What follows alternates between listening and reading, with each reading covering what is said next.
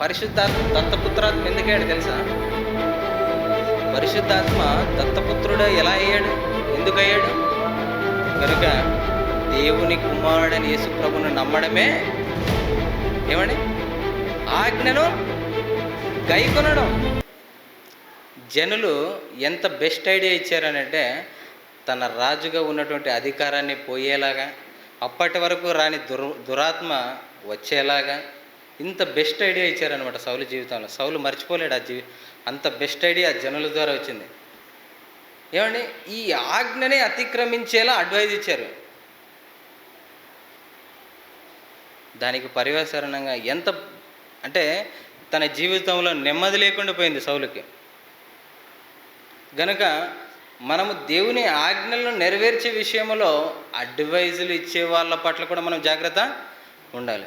అంటే శోధకుడు ఆ అపవాది చెప్పేటువంటి అబద్ధాలు కల్పితాల పట్ల జాగ్రత్త ఉండాలి.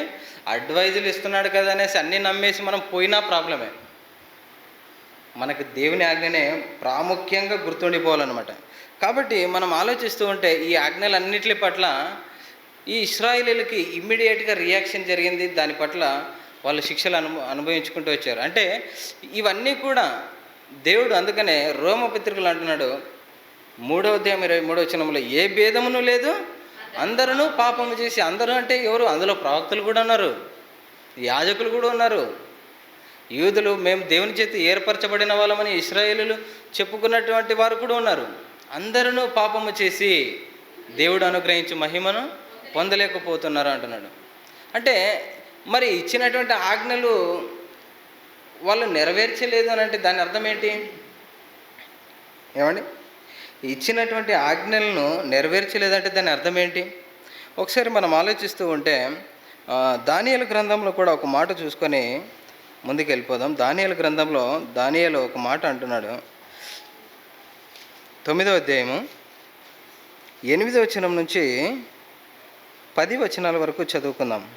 మా పితరులు కానీ, మా అధిపతులు కానీ, మా రాజులు కానీ, మాకు ముందున్నటువంటి తరాలందరూ కూడా మీ ఆజ్ఞలను వినకుండా పెడచెవిన పెట్టి మీ ఆజ్ఞలను అతిక్రమించాము దేవా, అయితే నువ్వు కృప క్షమాపణలు కలిగిన దేవుడు. అంటే దానియేలు హృదయంలో పశ్చాత్తాప హృదయం కనబడుతుంది.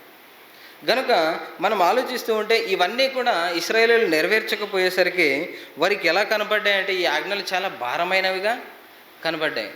అన్ని 10 ఆజ్ఞలు ఉన్నాయి. 10 ఆజ్ఞలతో పాటు కట్టడలు కూడా ఉన్నాయి. కట్టడలు వేరు, విధులు వేరు, ఆజ్ఞలు వేరు. అయితే వీటన్నిటి విషయంలో ఏదో ఒక విషయంలో తప్పిపోయేసరికి యాకోబు పత్రికలో ఒక మాట అంటున్నాడు దేవుడు. 2వ అధ్యాయము 10వ వచనం,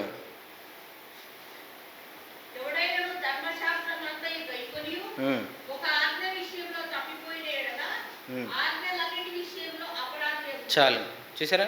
అంటే ధర్మశాస్త్రంలో రాయబడినటువంటి అన్నిటినీ గైకొన్నా ఏదో ఒక ఆజ్ఞను నువ్వు మిస్ చేసినా కూడా నువ్వు అపరాధివే అంటున్నాడు. అంటే ఆజ్ఞలు ఒక్కటి మిస్ చేసినా కూడా దేవుడు క్షమించడం అంటే దాన్ని యాక్సెప్ట్ చేయడం లేదు దేవుడు. ఎందుకంటే తన మాటలు వింటే తన పిల్లలు తన మాటలు వినాలని కోరుకుంటున్నాడు.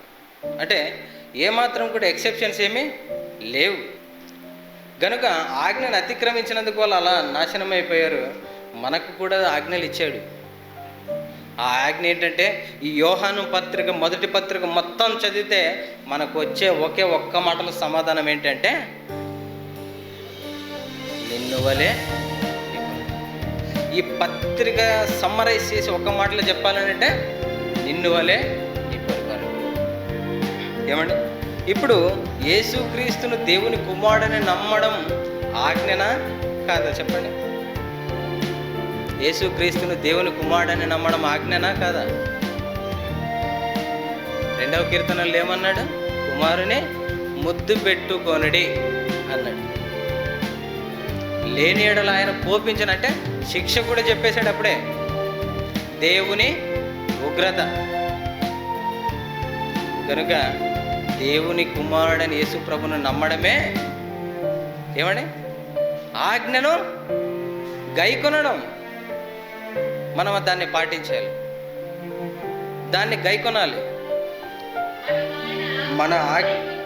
మనం ఆయన ఆజ్ఞలను గైకొనుటయే దేవుని ప్రేమించుట ఆయన ఆజ్ఞలు భారమైనవి.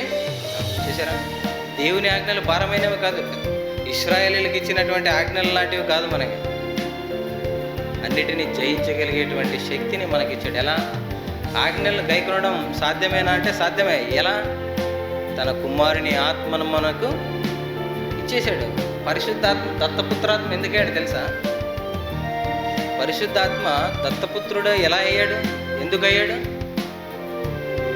మనము దారి తప్పిపోయాము కనుక దేవుడు పరిశుద్ధాత్మను దత్తపుత్రుడిగా మనకు అనుగ్రహించాడు. మనను బట్టి దత్తపుత్రాత్మ అయింది.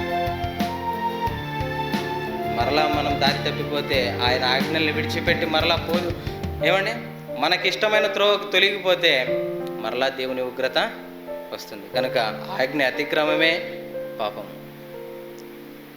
కనుక ఈ యొక్క మాటలు విన్నటువంటి మీరు ఆలోచించండి. మనం ఏ విషయంలోనూ తప్పిపోకుండా ప్రతి ఆజ్ఞను గైకొనే విషయంలో చాలా అలర్ట్గా ఉండాలని కోరుకుంటూ ఈ యొక్క మాటలు ముగిస్తున్నాను.